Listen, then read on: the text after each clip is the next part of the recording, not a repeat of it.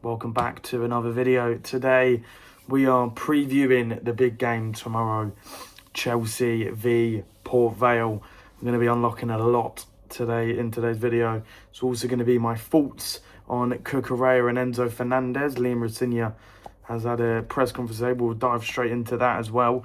But main talking points, obviously Chelsea v Port Vale, is why we're here. So let's get straight into it. Make sure you like and subscribe, as always, And let's get straight into it. So, preview. It's a massive game for Chelsea. No questions asked. Quarter-final of the FA Cup, a chance to win a trophy, a chance for a trophy in this terrible season. It would really put an icing on a shit cake. It's been a terrible season, but we could end on a high at least. I think it's the best chance of us playing in Europe, if I'm honest, if you want the honest truth. So I really do hope that Liam Rossigna does take this game very seriously.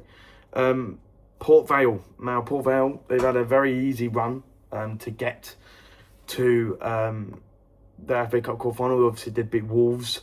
They beat Sunderland, I think. No, Sunderland and Brentford, to get to Chelsea, which is obviously for them, bottom of League One, is very impressive. I should say easy run. For them, it's a very, very difficult run. Incredible what they've done to get to this point. But I'm hoping it ends tomorrow at Stamford Bridge. We should win this. No questions asked. Especially when we're a club that thrives off trophies. This should be another trophy in our cabinet. I believe that. With Arsenal fighting for the Premier League and the Champions League. Manchester City is probably the biggest threat in this competition if Liverpool don't knock them out. But if we're honest, looking at the games, looking at the clubs that are left, I do believe Chelsea should be winning this competition. We've been lucky to get here, if I'm honest. We should have been out to Wrexham. If anyone that says that's not a red card or an offside, clearly you don't watch football because you're deluded. Because fucking hell, it is a red and it is a offside goal. But yeah, it's a massive game, and the lineup, what I'd go for is go fully strung out. Everyone, we're not playing another week. We're not playing for more than a week against Manchester City. We don't need to worry about injuries. We don't need to worry about giving this player a bit of time or a bit of rest. Play everyone. They've had 2 weeks off. Some players have obviously been in international. Get them all back in and just start our strongest lineup that we have, because this is a huge opportunity for us to, first of all, play at Wembley, and also just to win a trophy for once, a major trophy, which the FA Cup is. It'd be brilliant for the club. It'd be, like I said, it'd be something good from a shit season, So yeah, hopefully we win that. Obviously, Rossigna had the press conference today. It seems like Colwell's back in full training. We'll get the positives first before we can move on to the negatives. Colwell's back in full training. That is huge for us. It's a huge opportunity. It's a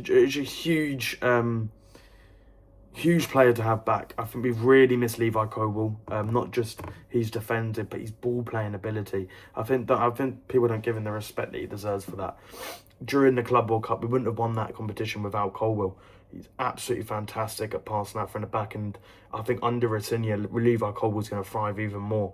Obviously, there is a worry that he's not going to be as good coming back from injury. We've seen a lot of players that have a long-term injury come back and they're not the same player as they was. I'm hoping Colwill is, because Colwill is, the way he plays is perfect under Rossigna's system, and I think he could really thrive under Rossigna. And it's just a huge thing to have. We know what him can do. He can improve defenders. We know last season when we had Wesley Fofana back, that run that we went on to nearly, kind of give a fight to the top. We were never going to do it, but to give that fight, Colwill was one of the main reasons. And he also played alongside Fofana, and them two understood each other. And I think this season, Fofana's missed Colwill. And I think you're going to see an improvement of Fofana, hopefully. It would just be nice to have that full-back line again that we've been missing. But yeah, so Colwell's back training, and Esteval is back training, which is good. Jamie Gittins is back training. I think it's huge for him for the end of the season, especially since we need a left winger. You know, I think Garnacho has not played well this season and has been a very disappointment. I think a lot of Chelsea fans were optimistic about the signing. So Marmite, some people really liked the signing, some people hated it. But again, you know, poor signing, poor to spend 60 million on him. United probably laughing at that now. But having Jamie Gittins back, he needs to prove himself. He's got a very hard running, but if he can manage to get some goals or some assists, it could really stump the Chelsea board and go, maybe give Jamie Gittins more of a chance. I'm hoping he comes back flying, and we know there's a player in there because we saw it. Wolves away in the Carabao Cup, he scored that worldie. He has that pace, he has that ability. I just believe this move was too soon for him. I believe himself should have waited a bit longer, but he saw Chelsea coming in. It was always going to answer that call. So it's huge for them, 3 players to be back. Reece James, I think, is still out, I think. And then obviously the big talking point from that press conference, and we'll get onto it now, is Enzo Fernandez and Cucurella. Enzo Fernandez has been suspended for 2 games. My thoughts on the Enzo Fernandez interview, obviously, he's talking about Real Madrid. And he said he really likes Real Madrid and, you know, stuff like this, and saying that he doesn't know about his situation. And talking about PSG, saying he played really badly and stuff, which is not wrong. You can't flirt with other clubs while you're under contract. And I think that is clearly against Rosinha's rules, and he's suspended him. I think this will be Enzo Fernandez's exit. I think this is the start of Enzo Fernandez leaving, which will be a huge loss. Whether you like Enzo Fernandez or not, a huge loss. Enzo Fernandez has been really good this season. And there's been a couple of games where obviously he's not played great, but we know what Enzo Fernandez has. He's one of our best players. He's untouchable in my opinion. So good. And you will see him perform in other clubs and you'll go, wish we had Fernandez, man, still. He's one of them players. He's unbelievable, Fernandez is. But I'm afraid if you're flirting with another club, he didn't flirt with Real Madrid, but it sounded like he wanted to go to Real Madrid. You know, speaking about Chelsea, it just seemed like he was disconnected from the club. And I think it's because we went out the Champions League and we've been out this competition. We've not played well. The club is in a very poor state right now. Very poor state, from the fans, the divide of the fans to the manager, the divide from the board, everything like that. You can see the club is in a really bad state. And I think that's what Enzo Fernandez is looking at. And honestly, I don't blame him, really. If you look at the situation right now, put yourself in Enzo Fernandez's shoes. You're looking at this club and you're thinking, we've just been given the biggest tax loss, which is probably going to bite us on the arse in a couple of years. We're a third club. We're 3 out of the record of that tax loss. We're 3 out of 5 clubs that have broken that record, by the way. It's catching up, and it's all from this new ownership. So we are in deep trouble with that. But also, I just think Enzo Fernandez is looking and he's going, Jesus Christ, you know. And it's not hard for another club to come in for Enzo Fernandez. He's on low wages. Another club gone. It's just the price. Obviously, Chelsea want 100 million for him, or he's untouchable, which I obviously respect. You know, Enzo Fernandez is worth 100 million more, and it's just because of what Enzo Fernandez is playing with. I honestly feel like Enzo Fernandez, if you saw him in another club, people appreciate him even more, and it annoys me. It's the same with Noni Madueke. Under Chelsea, no one liked him. Everyone thought he was a shit winger. But then he goes to Arsenal, he's seen as one of the best wingers in the league. So it's confusing. But he's given him a too-much ban, and honestly, one of our most important games this season against City. You know, we need to beat City if we have any chance of getting into the top 4. And Enzo Fernandez is missing 2 of Chelsea's biggest games of the season, really. I understand why he's done it. He has rules, and if you break them, you get suspended. It's like Marcus Rashford, but I just don't see how Enzo Fernandez is going to take this lightly, if I'm honest. It depends. It's going to show if he really, really wants to play for us or he doesn't, you know. And if I'm honest, if he wants to leave, he wants to leave. You can't stop a player leaving. But no player is bigger than the club, and that's what I liked about this from Rosinha. This move is no player is bigger than the club. You're not bigger than the club. At the end of the day, no player is, apart from Mbappe with PSG, and Real Madrid. But you know, so I'm glad he's done it. and it will show if Enzo Fernandez ends up staying and he sees this and he goes, okay, I know what to, I'm just hoping, I'm waffling for a bit, but I'm hoping that Enzo Fernandez does stay. Another point was Mark Correa. He was in the office for half an hour, apparently, either yesterday morning or this morning. Probably talking about his situation as well. We know what he said. It's a lot less worse than Marco Correa. Than Enzo Fernandez, sorry, in my opinion. Correa is just talking about his family. And he said that if Barcelona come calling, how can you not answer? I kind of get Correa's. Because he never said that he wanted to leave Chelsea. He never said that his mind's elsewhere. He's just saying that, I'm in the near future, which could be 5 years, 6 years, 7 years, when his contract ends. He said he wouldn't say no to a Barcelona move, but it's more of him saying, I need to look at my family, I need to look at my friends first to see if, he misses La Liga, which, most players do that anyway.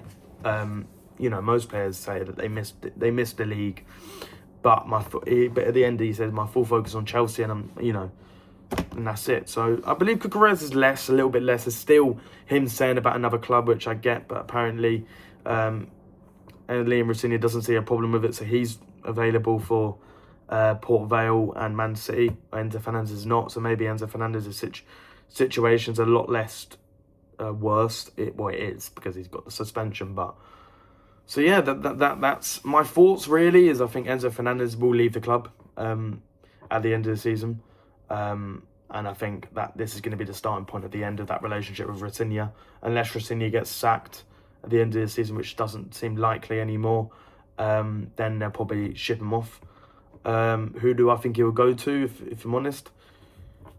Man City, Real Madrid and PSG, I think, will be the three clubs that are going for him.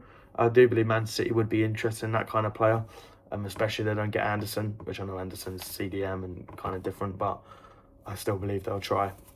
English clubs will try to get him. I think Liverpool might have a sniff. They wanted him and they need a midfielder. It'll be so annoying if he goes to an English club, to be honest, because I believe he's fantastic. I hope he stays, if I'm honest. I hope he stays, because I believe with Elliot Anderson or Adam Wharton coming in, he'll thrive even more, man. We need to keep Enzo Fernandez. But if he wants to leave, he wants to leave.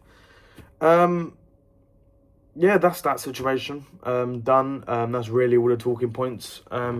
We'll get on to my lineup and my score prediction for the game against Port Vale.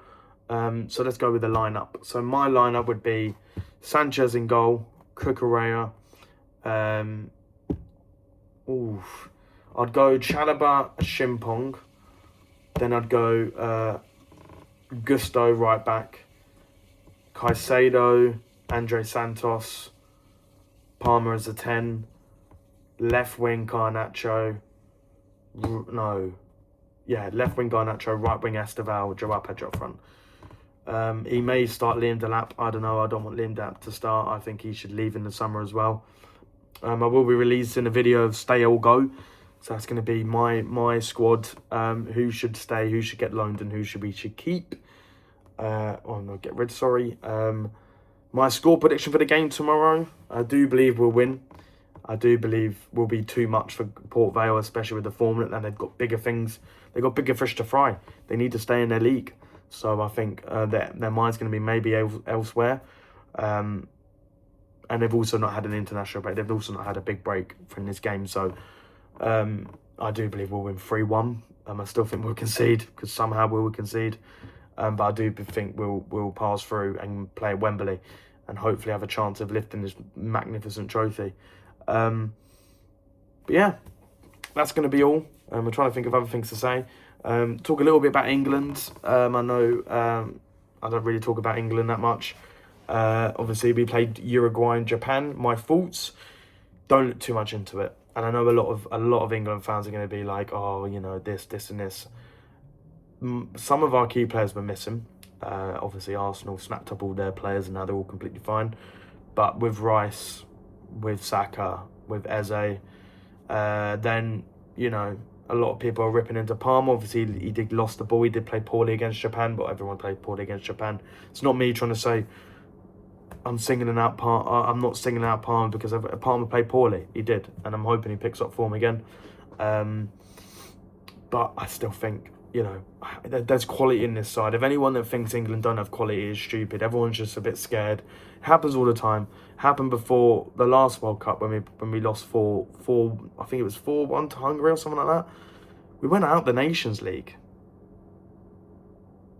We went out the Nations League last time we played at a World Cup. We went out. We lost to Greece last World Cup, last Euro. Sorry, we made it to the final. England have the quality and they have the manager finally. Give it time. I think people are a bit too, you know, this is a learning curve, and I know Tuchel. Any Chelsea fan knows Tuchel. I think England win the World Cup. I'm going to say it right here, right now. England win the World Cup. I'll put my money on it. England will win the World Cup, I guarantee you. With the quality that we have, the set-piece specialists that we have, it's ridiculous. And I know other teams have that quality, but I just believe this team's been through it, man. They have the experience as well. Many people will be like, we don't have that. We've made it to finals, 2 finals in our, last 4 competitions: final, quarter-final, final, semi-final. They have the quality, man. Just be patient, you know. We finally have the manager as well. Everyone's saying we want Gareth Southgate back, all this. Come on now, we didn't get over the line with Gareth Southgate. Well, what would change with Gareth Southgate? Gareth Southgate lost 4-1 to Hungary, like I said. Gareth Southgate lost to Greece before competitions. Gareth Southgate lost to Croatia when we should have won. Gareth Southgate sat back against Italy when we were 1-0 up in 2 minutes. Shut the bag. Bring on 4 youngsters, and then we lost the final because of him. When we had Grealish, who should have took a penalty in that moment. Then you look at the 2024 Euro final. Gareth Southgate is not the man. So stop, you know, just because we lost to Japan. He also lost to Senegal, Tuchel did. And then we bounced back in what was it, the qualifiers, and then I think it was the Nations League, I'm not quite sure, but he bounced back. You know, there is quality in this England side, and I think people just, they're being a bit too harsh, I think, in my opinion. It's international friendlies, you got to realise that. And I think many other teams are not playing well in these international friendlies. People will talk about England, obviously we're in England, but you look at Spain, they to Egypt, but people would still put Spain as higher than England. It's international friendlies. I don't think that's Tuchel. I think that's just Tuchel seeing things, just little things. So that's my opinion on that. I still think England will win a World Cup. I'll do my World Cup prediction at the end of the season. But yeah, this is me out. I've gone on for too long now. Thank you very much for watching, and see ya.